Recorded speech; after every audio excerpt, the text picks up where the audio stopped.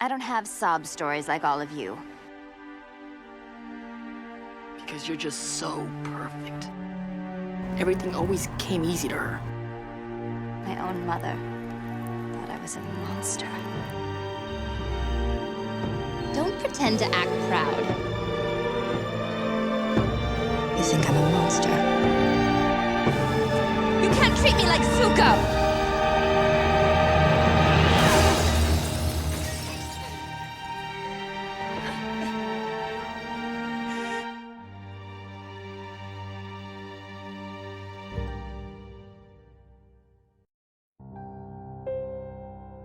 Never before in the 17 years that Avatar has been around have we been able to understand Azula as much as we did until a few weeks ago. The last comic, Azula in the Spirit Temple, revealed a much more complex facet of the Princess of the Fire Nation.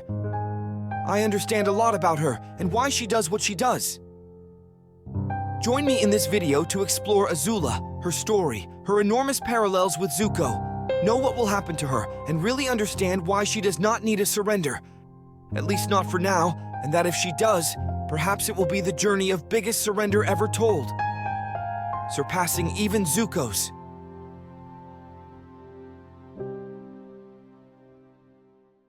Azula is a character that I have always liked, but we have not had the opportunity to get to know her in depth until very recently. She was always someone who was a perfectionist and talented, a prodigy in everything she did. Someone who, like her father, led through influencing fear in others, who always got what she wanted and was completely sure of herself. During the series, we can live part of its history and understand something more about it. We could divide what we see in the series into 3 stages. First, we have her childhood. She was born 2 years after Zuko, the daughter of Fire Nation Prince Ozai, and named after her grandfather, Azulon. She was raised in wealth and privilege, receiving great attention and praise from her family thanks to her being an excellent firebender and being very intelligent. As she grew older, a growing gap grew between her and her brother, as she was Ozai's favorite, just as Zuko was Ursa's mother's favorite, and they each took different paths. However, despite this, Azula had some resentment since she felt that her mother did not love her that much, often seeking to get her attention. Since she was little, the princess showed a clear tendency to be the best at everything, even if to do so, she had to tear down the achievements of others or embarrass them, always trying to stay ahead and constantly seeking to be in control of everything. The death of Azulon, the rise to the throne of Ozai, and the disappearance of Ursa strongly marked Azula for the rest of her life, something that we would not explore too much in the series, but that we would know in the last appearance of the character who was a breaking point for his future motivations. But we will discuss this later. The second part of this story happens in the princess's adolescence, which we would see during books 2 and 3. Sent by her father to get rid of Zuko and Iroh, she understands that traveling with the royal caravan would be a bad idea, and decides to recruit her childhood friends Ty Lee and Mai, now also setting the goal of capturing the Avatar. The city of Omashu had already been conquered by the Fire Nation, and now he had to supervise the conquest of the city of Ba Sing Se, first with the enormous drill, but later infiltrating as Kyoshi warriors in the capital of the Earth Kingdom and manipulating the Dai Li to conquer the city from within. During this series of episodes, we get a closer look at Azula's way of leading through fear, and how this works very well, causing fear in her enemies and subordinates, taking power without the need for brute force, but rather strategy. In the Crystal Catacombs, the princess manages to convince her brother to join her, and they return triumphantly to the Fire Nation with a murdered Avatar, and with the most powerful city of the Earth Kingdom in their possession, offering Zuko a chance to surrender. It's not too late for you, Zuko. You can still redeem yourself. This was Azula's strategy to avoid having the prince against her, and later to cover herself in case of future problems with the Avatar. Why did you tell Father that I was the one who killed the Avatar? Unless somehow the Avatar was actually alive, all that glory would suddenly turn to shame and foolishness. During the 3rd book, we get to know the princess a little more in her normal life, seeing her extreme obsession with winning, with maintaining control, and her subtle manipulations to arrange each piece in the order she wants. But everything changes during the episodes of Sozin's Comet. This very controlled and perfectionist part of Azula is lost, showing us a new side of her that we did not know, an Azula who is deranged and distrustful of everyone, leading her to become paranoid. This imbalance happened due to two events. The first is the betrayal of Mai and Ty Lee in the Boiling Rock, and the second is being left out of her father's plan, who left her alone in the Fire Nation and went alone to the invade Ba Sing Se. At that moment, she says, You can't treat me like Zuko! Ozai knows exactly how to manipulate Azula, so she gives him protagonism, telling her that it is something very important and that she should leave it in her hands. Azula begins to lose the reins in both cases because of something very simple for us, but not for her. Feeling betrayed.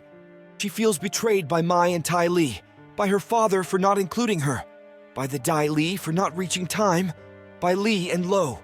Betrayal is a word that Azula repeats many times during the series, and that we would see as a fundamental axis in her thinking. The loss of control gives free rein to her negative emotions, becoming paranoid, feeling that everyone wants to betray her, and finally leading her to stop thinking clearly, having permanent visions of the first person who betrayed her. Her mother. At the end of her fight with Zuko, Azula is taken to a mental institution in the Fire Nation, but she would later be taken out of there by the same person who imprisoned her, her brother. This is to find Ursa, since the only one who has information about her mother is Ozai, but she refuses to give it to the new Fire Lord. Because of this, Zuko tries to get her sister to talk to the former Fire Lord and find out where her mother is. Azula gets information and escapes to a secret chamber, finding a letter which states that Zuko is not the son of the Ozai, but of a boyfriend from Ursa's youth, Ikem. Therefore, he is not the true heir to the throne. She is. This letter would be something false that Ursa wrote to determine if Ozai was reviewing her correspondence. But during this adventure, this information motivates Azula to look for her mother. At this point, the princess is very mentally deteriorated, having constant hallucinations of her mother, as we saw during the end of the series. She believes that Ursa somehow convinced everyone, including Mai and Ty Lee, to lose their fear of her, causing them to pull her away and overthrow her. Azula mentions, "You have been plotting against me since the day I was born. Even when I was an infant, you saw in me something you never had, power." During a dream, Ursa tells her something that will have a lot of weight in the future. "Give up this quest, daughter. The throne is destined for Zuko, and yours is somewhere else. All your life you have hidden behind a mask of intimidation and fear. Take off that mask, only then you will see how beautiful your true destiny is." These words will take on meaning later. Finally, the brothers find their mother, and Azula is about to kill her. But Zuko gets in the way, trying to make her see reason. Azula says the following, "Don't you understand, Zuzu? You and I will finally be free. You from a throne you never wanted, and I from her continuous sermons in my head." Zuko tells her that she is wrong, but she tells him to stop fooling herself, mentioning that the other morning when he had her over the cliff, he could easily have thrown it away, getting rid of it and the letter, but he didn't do it, because he needs it to be free. To which he mentions that he always knew he would be destined for the throne, that their relationship is chaos, and it always was that way, and maybe it will be that way for the rest of their lives. But there is one thing that will never change, and that regardless whatever happens, she will always be his sister. These words manage to move Azula, who sheds a tear, dropping the letter and fleeing into the night, mentioning, "Even when you are strong, you are weak, Zuko." Sometime later, Azula would return, this time under the guise of a spirit who would threaten and offer Ukano a chance for surrender, proposing to overthrow Zuko. For this, she would try to eliminate Zuko when he entered the city, since she was returning from the trip she made to Hira in search of his mother. In this way, with Azula on the run and a dead Fire Lord, the one who would retake the throne would be Ozai. But this was not the princess's true plan. Azula and her group, whom she rescued from the same mental institution she was in, disguised themselves as Kimura-Kijis and kidnapped the children of the Fire Nation, casting doubt Zuko's ability to keep his people safe, causing unrest and weakening the Fire Lord's stability. Zuko and Azula confront each other, the princess confessing that she discovered that her destiny is not to be Fire Lord, and that upon knowing this, the voices in her head fell silent.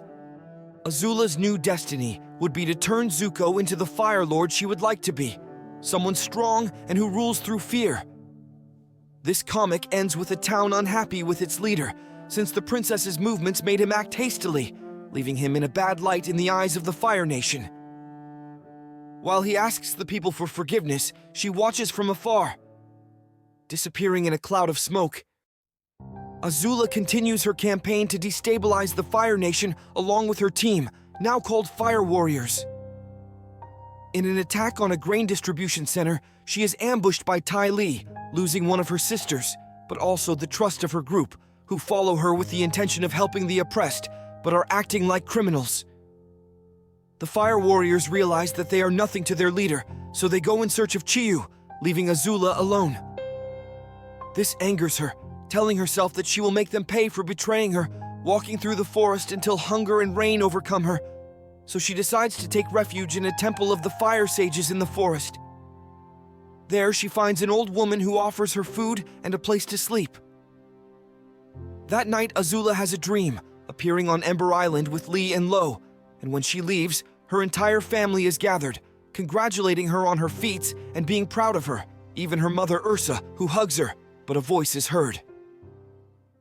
Background, Mai and Ty Lee, who convince her that something is wrong, causing her to wake up. When she wakes up, the old woman begins to behave strangely, kicking her out of the temple. But when a strange fog comes out of the forest, no matter how hard she tries, she returns to the same place. When she enters, Azula has a series of hallucinations which try to delve into her interior. In her first vision, Azula finds a burned duck turtle toy, and Ursa appears scared. At that moment, she turns into a girl, and a completely happy Fire Lord Ozai appears, who picks her up and congratulates her. Meanwhile, her mother is frozen, splitting her reflection in two. One completely scared, and the other proud of her. But the princess knows that that's not how it happened. Her mother was really afraid of her. The old woman, who we learn is a spirit, confesses that she is only trying to give her what she wants so that she can find peace, implying that her greatest desire is to be loved and accepted by her family. In the second vision of her, it is Ty Lee with whom she fights, and to whom she confesses that Mai ruined her entire team, betraying her and leaving with Zuko. His third vision is Ursa again, to whom he confesses that she ruined her, abandoning her, saving Zuko, and leaving her at the mercy of what her father wanted, a deadly fire-bending weapon. She confesses that she had no choice, and that if she had let Zuko die, she would not have become a lonely person, doomed to be betrayed again and again by everyone. The spirit observes and reaches a new conclusion. Azula wants everyone who betrayed her to ask for forgiveness and return. Let them acknowledge how much they hurt her and promise not to do it again. The fourth vision of her is Mai again, commenting that it can't be true that she believes she is the victim, and that it is likely that people want to betray her because she is a horrible person. Therefore, she gets what she deserves from her. The princess begins to get more and more angry, commenting that she does not believe what is happening is real, and that she gave Ty Lee and Mai the opportunity to have a better life, to be someone. But in the fifth vision, Zuko appears. Zuko tells her that she surrounds herself with manipulable people because he can't stand the idea of being alone, because that would mean dealing with all the horrible things she has done and the people she has hurt, mentioning that she is alone and that there is no one else to blame. But to herself, asking her if she will ask for forgiveness. And Azula, on the verge of breaking, shoots a bolt of lightning at her. The spirit takes its final form, a reflection of what Azula is, a monster, a product of cruelty and desire for revenge that she carries with her and tells her that the temple is sacred and offers people an opportunity to redeem themselves, but she refuses to accept it. Azula responding, "Redemption and apologies are for the weak. I owe nothing. I am Azula, daughter of Ozai, the Phoenix King, and the true Lord of Fire by right." Striking the spirit with a flash of lightning. The temple collapses. Azula is alone in the forest, and when she turns around, we see that it was not an illusion, the spirit was real, and now it is just an insect. The princess observes from a hill that her group is already reunited, and that they were able to rescue the one who was captured, mentioning that they do not deserve her leadership and that she finds new followers and a new place to reign. This is the end of Azula as far as we know, Despite being a much-loved antagonist by fans, Azula's story was not explored enough during the animated series, and in the comics, we had only had some advances in her and demonstrations that there is a bit of goodness and weakness in her. But in the last comic, Azula's exploration was much deeper, traveling into the interior of her memories, being shown much more fragile. We were able to learn about her feelings and her feelings because of her, and we were able to see how she, just as Zuko did about her, she will not stop lying to herself because this keeps her protected.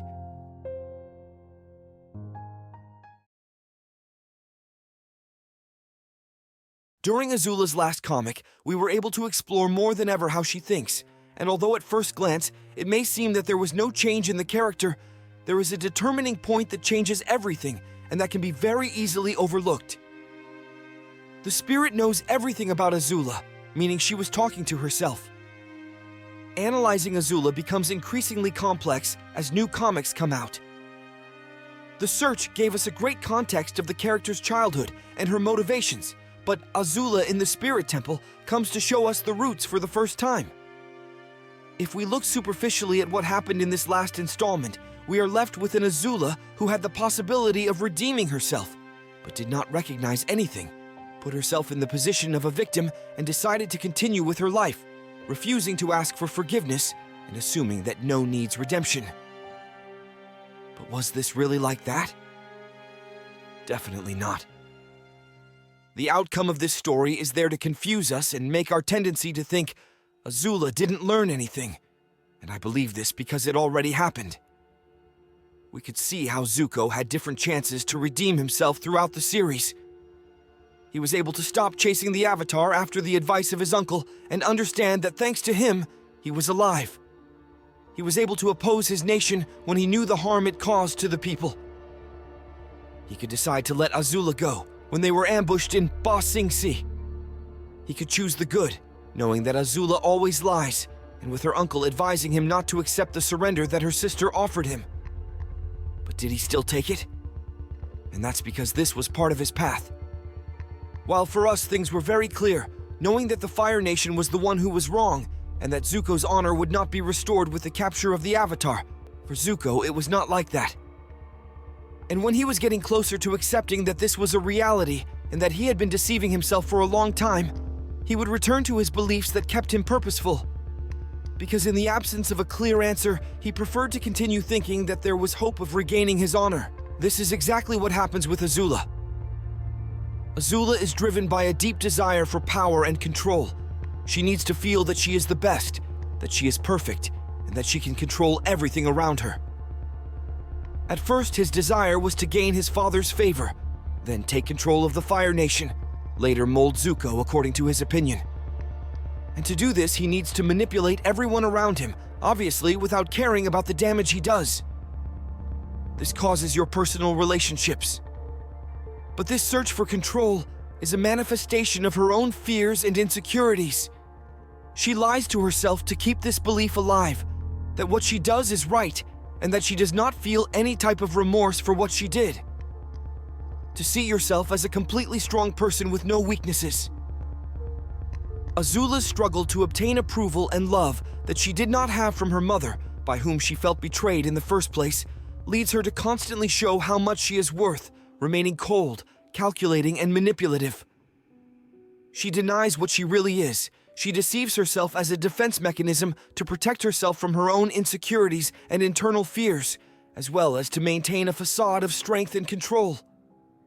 In Ty Lee's appearance, she tells her, "You believe a lot of meaningless nonsense, like we were really friends, even though you put my life at risk to force me to join your Avatar hunt."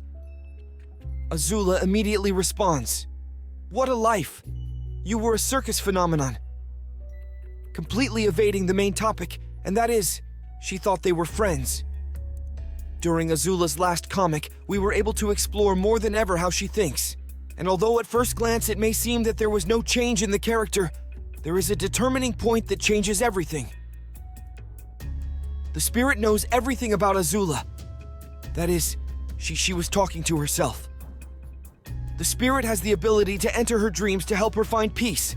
And to do this, it can understand what is happening, what her relationships are like, who are the people closest to her, and what were the most difficult experiences. Strong that he lived. During the dream, the spirit proposes a perfect life for Azula, where she is recognized and praised by everyone, where her family is functional and happy, but this goes against the construction that she has of herself. So in this way, her defense mechanisms prevent the spirit from distorting her reality, involving Mai and Ty Lee, because in this way, she can feel that she was betrayed. Azula constantly lies and contradicts herself, looking for someone who won't betray her, but saying that none is trustworthy. None of them could be trusted. Sooner or later, they all would have betrayed me. Just like May and Ty Lee did. She seeks trust and loyalty from others, but she also believes that trust is for fools. Well, what choice do I have? Trust is for fools. Fear is the only reliable way. That is to say that she looks for something that is simply something foolish for her. And this comes because she trusted her mother, and she disappointed her. She betrayed her. She abandoned her. In short, Azula seeks to manipulate, to avoid being betrayed or feeling abandoned. But this same attitude is what ends up making people distance themselves from her. It is a toxic behavior for her and for others. But her pain is so great that she thinks, if my mother betrayed me, how would others not do it? So she obsessively and sickly tries to make this happen. At the deepest point of the Fire Princess's confession, Azula is hugged by Ursa and tells her, "You abandoned me," explaining that she made her life a ruin.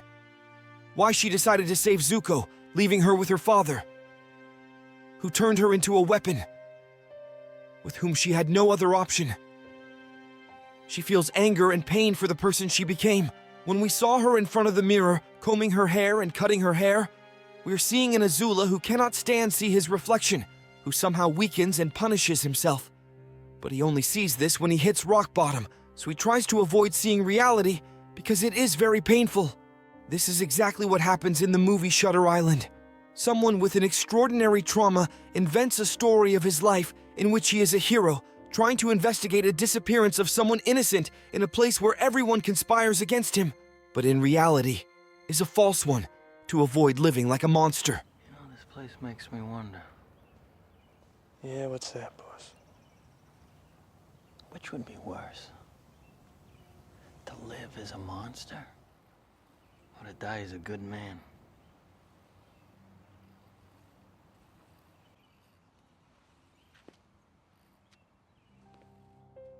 The moment he seems to accept reality and is willing to live with it, he reverts to his previous behavior, where he is the hero. But with one detail, he is completely aware that he is lying to himself. Azula's story is similar to Zuko's because they both decide to lie to each other to protect themselves, to have hope, to have a purpose, or to feel like they are doing the right thing. Both brothers have enormous traumas caused by their father and mother. Both brothers know that they lie to each other, but they do not accept it to continue being that hero that they invented in their heads. With only one difference. Zuko was able to redeem himself because he had someone to guide him. Uncle Iroh never tells Zuko how to think or what to do, and he accompanies him in every decision he makes. He knows that Zuko has to find his way for himself, even when he makes mistakes. He is there. He waited for the Fire Prince to understand the situation for himself and decide for himself which inner voice to listen to, good or evil, light or darkness. Azula does not have this person. Or maybe she does. The only one who gives Azula a chance again and again is Zuko. He is the one who even at his worst believes that she should have dignity.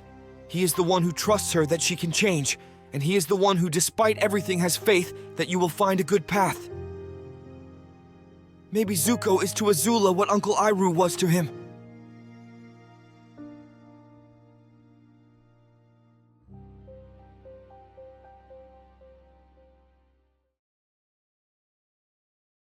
The surrender of the Princess of Fire did not have to happen in this last comic, and it was completely correct that it did so.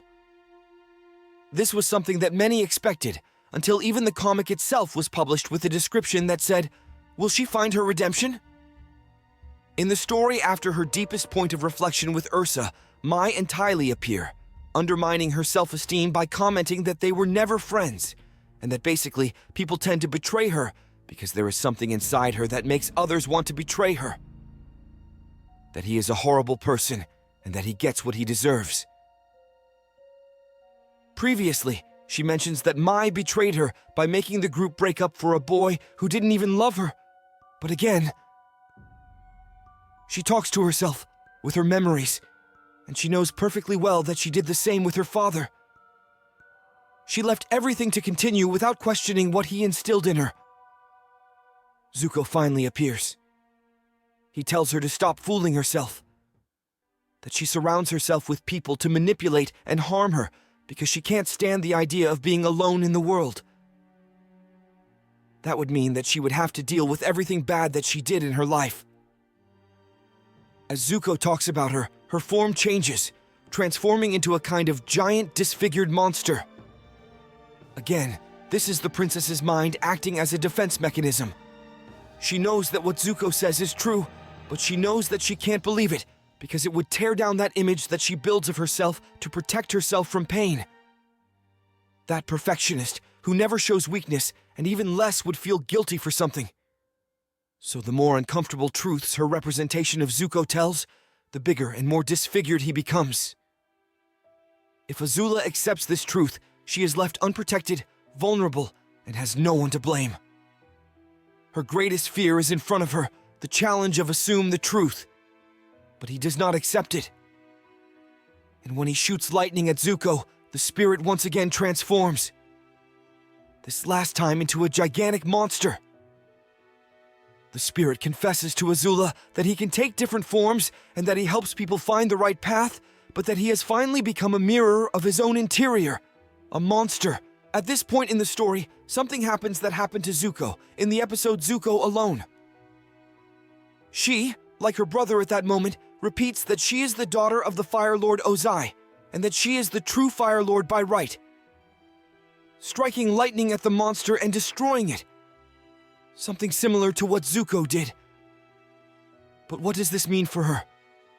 She is facing herself. She has the possibility to ask for forgiveness, to redeem herself. But she does not accept it, because even though she reached the point where she clearly notices that the revenge and cruelty within her created a monster, literally. In this comic, she decides that if she admits it and asks for forgiveness, fully and consciously, it would go against everything she did. The entire image she created of herself, all the beliefs of the Fire Nation, and all the thoughts instilled with his father. She can't sacrifice this. She can't give up on what she built. So instead of asking for forgiveness, she decides to eliminate it. When leaving the Temple of the Spirits, she believes that it was a dream. But deep down, she knows that she was not, and so do we.